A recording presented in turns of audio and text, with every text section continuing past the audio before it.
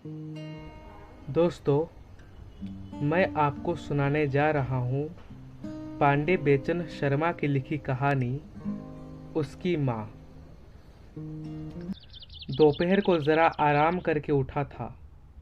अपने पढ़ने लिखने के कमरे में खड़ा खड़ा बड़ी बड़ी अलमारियों में सजे पुस्तकालय की ओर निहार रहा था। किसी महान लेखन की कोई कृति उनमें से निकाल कर देखने की बात सोच रहा था, मगर पुस्तकालय के एक सिरे से लेकर दूसरे तक मुझे महान ही महान नजर आए। कहीं गेटे, कहीं रूसो, तो कहीं मेज़नी, कहीं नीत्शे, कहीं मोपासा, कहीं डिकेंस, स्पेंसर, मैकाले, मिल्टन। उफ, इधर से उधर तक एक से बढ़कर एक महान ही तो थे। आखिर मैं किसके साथ अपना चंद मिनट मन बहलाव करूं, यह निश्चय ही ना कर सका। महानों के नाम ही पढ़ते पढ़ते परेशान सा हो गया। इतने में मोटर की पों पों सुनाई पड़ी। खिड़की से झांका तो सुरमाई रंग की कोई गाड़ी दिखाई पड़ी। मैं सोचने लगा, शायद कोई मित्र पधारे हैं। अच्छा ही है, महानों से तो जान बची। जब नौकर ने सलाम कर आने वाले का काट दिया, तब मैं कुछ घबराया। उस पर शहर के पुलिस सुपरिटेंडेंट का नाम छपा था। ऐसे बेवक्त वक्त में कैसे आए? पुलिस पति भीतर आए। मैंने हाथ मिलाकर चक्कर खाने वाली एक गद्दीदार कुर्सी पर उन्हें आसन दिया। वे व्यापारिक मुस्कुराहट से लैस होकर बोले, अचानक आने के लिए मुझे क्षमा करें, आज्ञा हो। मैंने भी नम्रता से कहा। उन्होंने पॉकेट से डायरी निकालकर एक तस्वीर निकाली। बोले, देखिए इसे, ज़रा बताइए तो, आप पहचानते हैं इसको? हाँ, पहचानता तो हूँ, ज़रा सहमते हुए मैंने बताया। इसके बारे में मुझे आपसे कुछ पूछना है।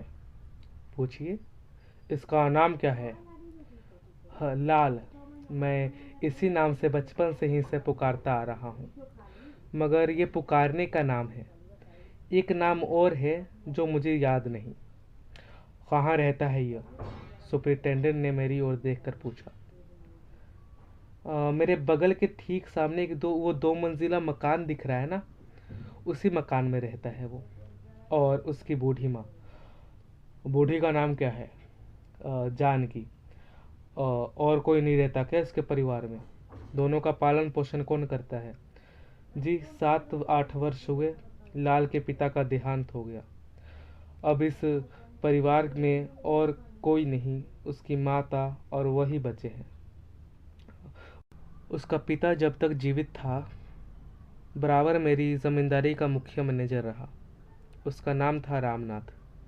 वही मेरे पास कुछ 1000 रुपये जमा कर गया था, जिससे अब तक उनका खर्चा चल रहा है। लड़का कॉलेज में पढ़ रहा है।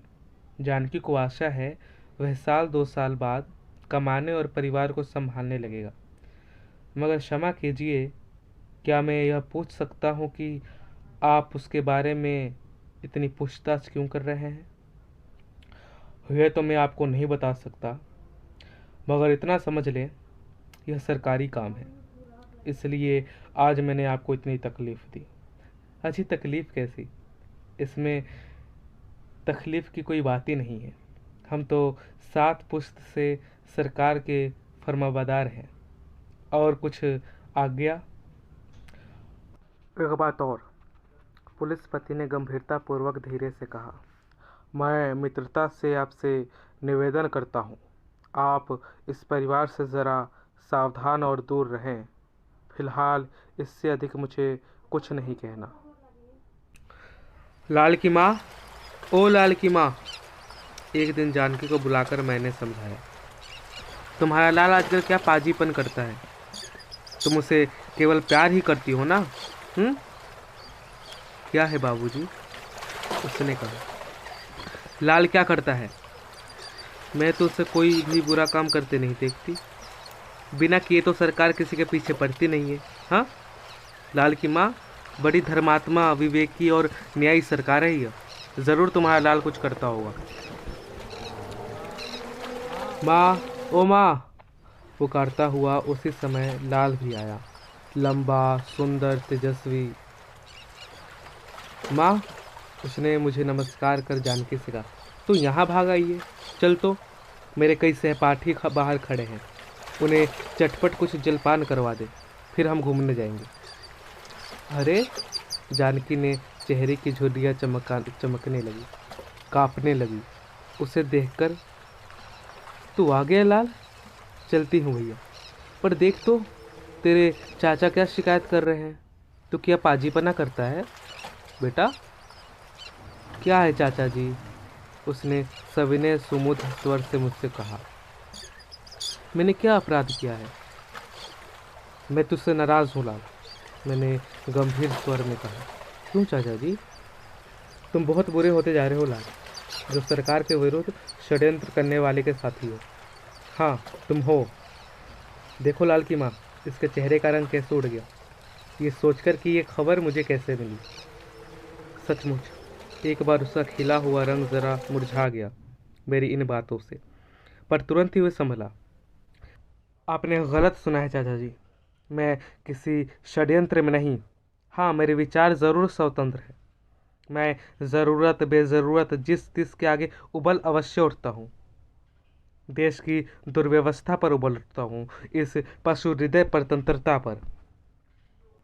तुम्हारी ही बात सही, तुम षड्यंत्र में नहीं, विद्रोह में भी नहीं, पर यह बकबक क्यों? इससे फायदा? तुम्हारी इस बकबक से ना तो देश की दुर्दशा दूर होगी, ना इसकी परधीनता। तुम्हारा काम पढ़ना है, पढ़ो। इसके बाद कर्म करना होगा, परिवार और देश की मर्यादा बचानी होगी। तुम पहले अपने घर का उद्धार तो कर लो, तब सरकार के सुधार का विचार करना।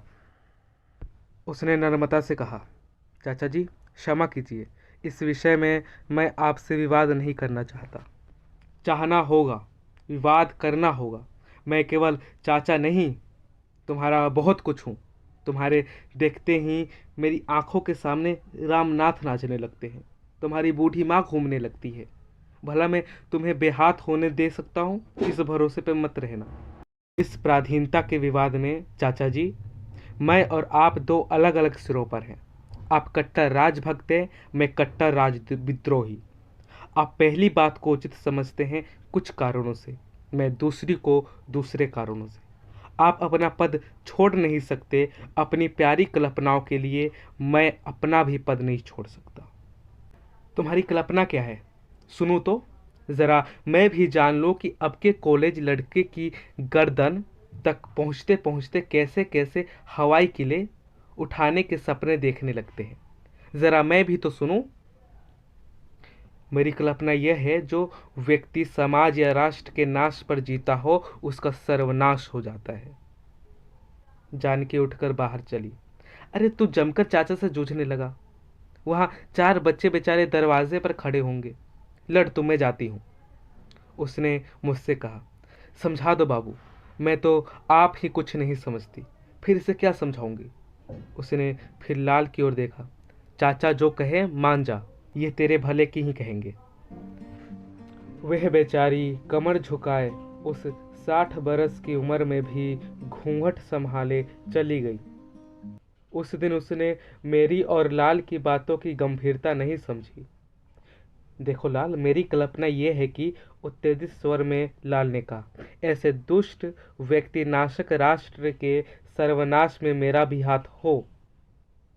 तुम्हारे हाथ दुर्लभ हैं, उनसे जिनसे तुम पंजा लेने जा रहे हो, चरमर हो जाएंगे, नष्ट हो जाओगे। चाचा जी, नष्ट हो जाना तो यहाँ का नियम है, जो संवारा गया वह बिगड़ेगा ही। हमें दुर्बलता के डर से अपना काम नहीं रोकना चाहिए। कर्म के समय हमारी भुजाएं दुर्बल नहीं, भगवान की सहस्त्र भुजाओं की तरह होनी चाहिए। तो तुम क्या करना चाहते हो?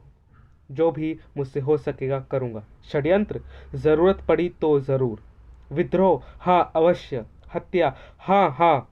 बेटा, तुम्हारा माथा ना जाने कौन सी किताब पढ़ते पढ़ते बिगड़ा है। दोस्तों, ये कहानी बस इतनी। अब मिलेंगे इसके अगले भाग में।